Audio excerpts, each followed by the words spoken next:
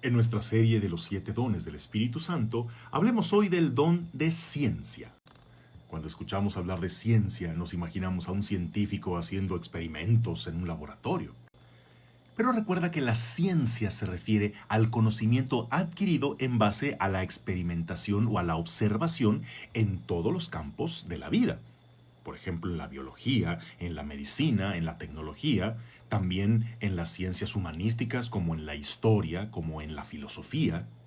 Es decir, todo aquello que es comprobable por el método científico puede entrar en el campo de la ciencia. Pero si estamos hablando de la ciencia como don del Espíritu Santo, ahí se refiere precisamente a aquello que no es comprobable por el método científico, aquello que ya se ve rebasado por las capacidades de la ciencia y que solo Dios puede iluminar. Las ciencias son capaces de explicarnos el qué y el cómo, pero solo un don sobrenatural puede hacernos comprender el por qué y el para qué. Estamos en una época donde la ciencia y la tecnología han avanzado tanto que ya prácticamente no hay nada oculto o no hay nada que la ciencia, que la tecnología no pueda hacer. Se han desarrollado artefactos tan sofisticados como este que le llamas por su nombre, Alexa, y hace exactamente lo que le pides y te contesta lo que sea. Ya muchos prefieren hablarle a Alexa que hacer oración, porque al menos la Alexa te responde claro de inmediato y te hace lo que le pides.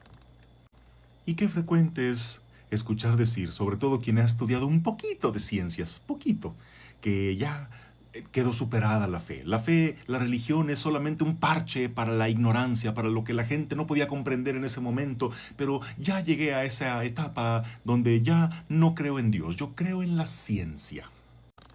Muy cierta es aquella sabia afirmación de que poca ciencia aleja de Dios, mucha ciencia acerca a Dios. Poca ciencia mezclada con un poquito de ignorancia, que es cierto aquello de que mucha ciencia acerca a Dios, poca ciencia aleja de Dios. Y poca ciencia mezclada con arrogancia da por resultado la ceguera espiritual. Quien de veras profundiza en la ciencia y es capaz de ver más allá, entonces se da cuenta de que tantas maravillas solo pueden tener a Dios por autor. Y sabe también cuáles son los alcances de la ciencia, pero lo que más importa son sus límites. Alexa, por ejemplo, podrá darte la hora, pero no puede darte la eternidad.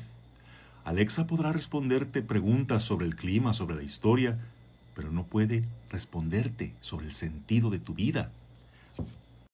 Alexa te podrá brindar una ubicación, pero no hará que te ubiques en la vida. Y como quisiéramos que Dios respondiera así, de fácil y de pronto como lo hace Alexa, pero Dios tiene otra manera de responder. Responde precisamente a través de los dones del Espíritu Santo, en concreto con el don de ciencia. Este don se define como la capacidad de juzgar las cosas creadas en relación a Dios su Creador. Por el don de ciencia, podemos ver la creación como una obra maravillosa de Dios, reflejo de su hermosura y de su dignidad, pero al mismo tiempo reconoceremos lo efímero, lo transitorio de las cosas creadas y cómo éstas son insuficientes para llevarnos a la eternidad que nuestra alma anhela. Y por eso nos hace utilizar los bienes creados rectamente, encaminados hacia nuestro fin último, que es nuestra salvación eterna. Una señal de carecer del don de ciencia es el utilizar los bienes creados, las cosas, el dinero, como un fin en sí mismo que nos aleja de nuestro propósito más grande. Un ejemplo eminente del don de ciencia lo tenemos en San Francisco de Asís. Alguien que vivía en abundancia de bienes materiales, pero se desprendió de todos ellos para vivir en esa absoluta libertad, para vivir el Evangelio. Sin embargo, vivía en total armonía con la creación, de modo que veía las criaturas como hermanas, hermana agua, hermano sol, hermano lobo.